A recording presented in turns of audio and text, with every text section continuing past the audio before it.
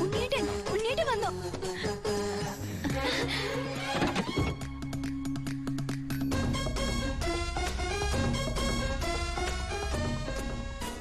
അയ്യേ,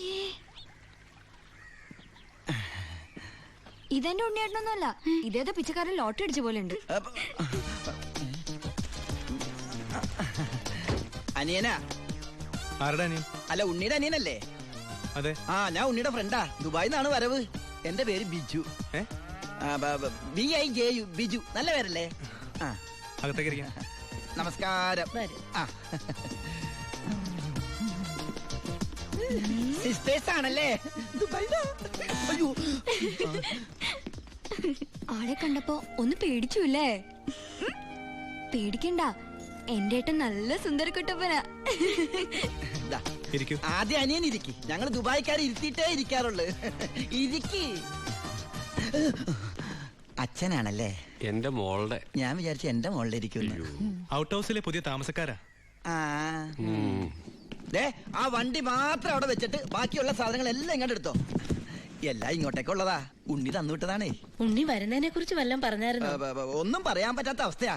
അപേക്ഷ കൊടുത്തിട്ടുണ്ട്. അപേക്ഷയോ? ലീവിനെ. വലിയ തിരക്കല്ലേ, ഒരു ദിവസം പോലും മാറിയിക്കാൻ പറ്റില്ല. അവിടെ എന്താ ജോലി? എനിക്ക് അവിടെ ഗോൾഡ് ഫാക്ടറിയിലാ ജോലി. തനിക്കല്ല, ഉണ്ണിക്ക്. ഉണ്ണി അവിടെ വലിയ പൊഷനിലല്ലേ? നിങ്ങൾക്കൊന്നും ചിന്തിക്കാൻ പറ്റാത്ത പൊഷനില്ലേ എന്ന് പറയുമ്പോ ദുബായിലെ ഷെയ്ക്കാ?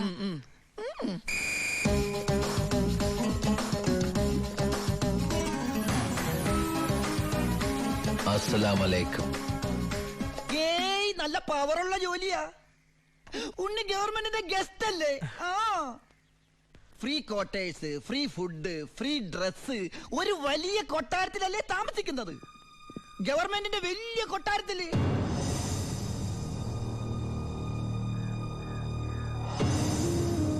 ആ കൊട്ടാരത്തിൽ പ്രവേശിക്കാൻ സ്പെഷ്യൽ പെർമിഷൻ വേണം.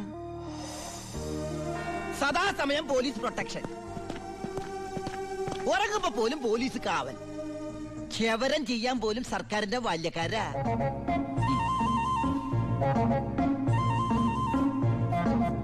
ഫുഡാണെങ്കിലാ 5 സ്റ്റാർ ഫുഡല്ലേ?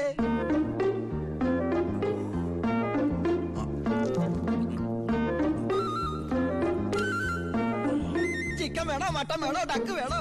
ഓ, ഇങ്ങനെ ഒരു മകനെ കിട്ടിയ അമ്മ ഭാഗ്യവതിയാണ് അമ്മേ.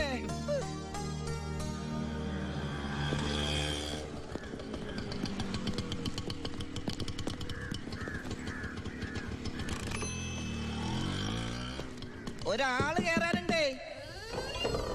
കർത്താവേ, ഒരിക്കലും പുറത്തേക്ക് പോകാൻ ഇടവരുത്തല്ലേ. നമസ്കാരം. ഇവിടെ ഒപ്പിട്.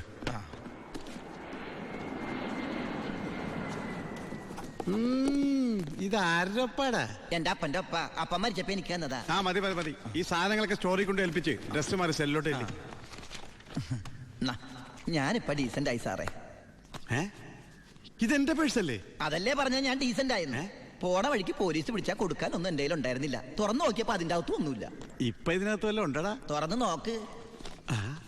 പറഞ്ഞു, നിന്നെ പോലെ നല്ല കള്ളന്മാർ ഇപ്പൊ ഇല്ല. സാർ എന്നെ പുകട്ടരുത്, ഞാൻ പെരുങ്കള്ളനാകും. അകത്തോട്ട് പോടാ. ഈ പരോള് കഴിഞ്ഞു വന്ന വഴി ഞാൻ മറന്നു.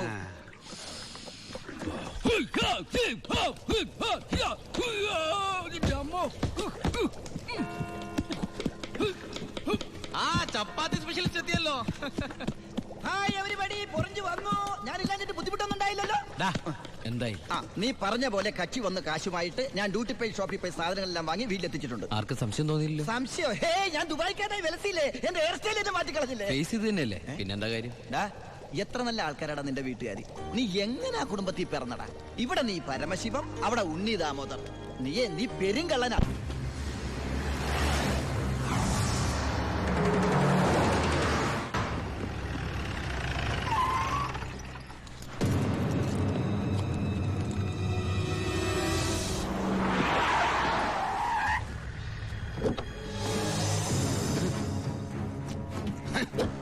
നീ വിഷമിക്കണ്ട മോനെ. വിഷമദ്യം കഴിച്ച് 3 തട്ടിപ്പോയത് കൊണ്ടാണല്ലോ നിനക്കിപ്പോ എന്റെ അകത്ത് കിടക്കേണ്ടി വന്നേ.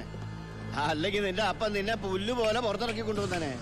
നിനക്കിവിടെ യാതൊരു ബുദ്ധിമുട്ടും ഉണ്ടാകില്ല. അതിനുള്ള ഏർപ്പാടൊക്കെ ഞാൻ ചെയ്തിട്ടുണ്ട്. നമ്മൾ ഇത് എത്ര ജയില് കണ്ടിരിക്കുന്നടാ. നടക്ക്. അപ്പഴേ സാറേ, സൂപ്രണ്ട് സാറിനോടൊന്ന് പറഞ്ഞേക്കണം അവൻ ജിന്നാടമർക്കിയുടെ മോനാണെന്ന്.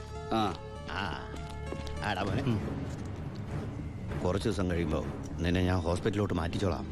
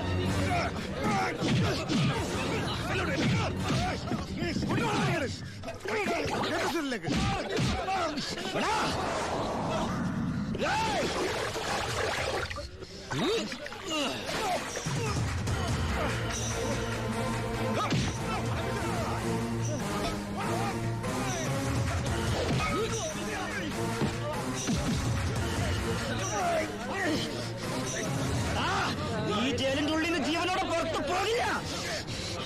നിന്നെ കൊല്ലും ഞാൻ. നീ കരുതിരുന്നോ? നിന്നെ വിടില്ല, നിന്നെ വിടില്ല.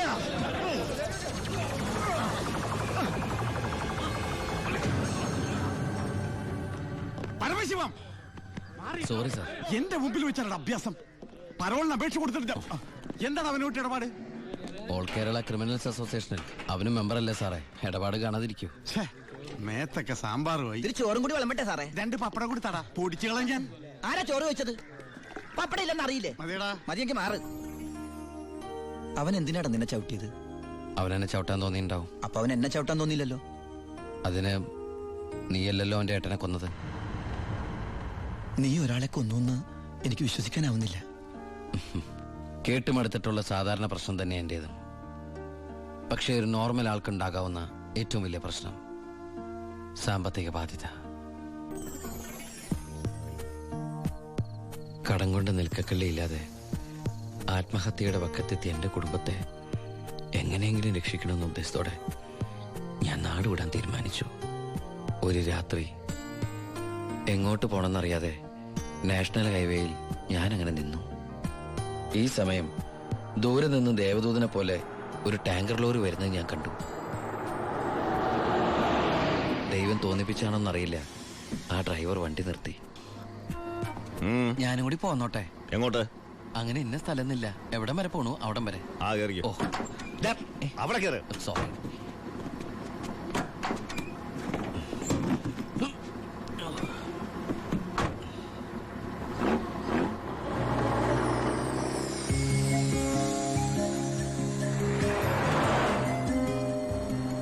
എങ്ങോട്ടാ? പോലീസ് പിടിച്ചില്ലെങ്കിൽ എത്തേണ്ടടുത്തെത്തും. പോലീസോ? ആ, അതെന്താ എന്റെ വണ്ടിയില്? സ്പിരിറ്റ്. സ്പിരിറ്റോ?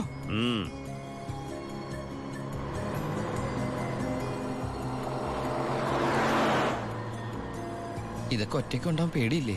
ഒറ്റയ്ക്ക് കൊണ്ടുപോകുന്ന അതിന്റെ സുഖം. പോലീസ് പിടിച്ചാൽ എന്നെ മാത്രം നോക്കിയാൽ മതിയല്ലോ. അപ്പൊ ഈ പോണ വഴിക്ക് പോലീസ് പിടിച്ച എന്റെ കാര്യം? അത് പോലീസുകാർ നോക്കിക്കോട്ടെ. നിന്നെ പിടിച്ച എനിക്കെന്താ? നിനക്ക് എന്നെ കുറിച്ച് ഒന്നും അറിയില്ല, എന്റെ പേര് പോലും. എന്താ ബായുടെ പേര്? അത് വേണ്ട. എന്തായാലും പറ ബായ്. നീ ഇപ്പൊ എന്താ വിളിച്ചത്? ബായ്. ഭായ്. അത് തന്നെ വിളിച്ചാ മതി.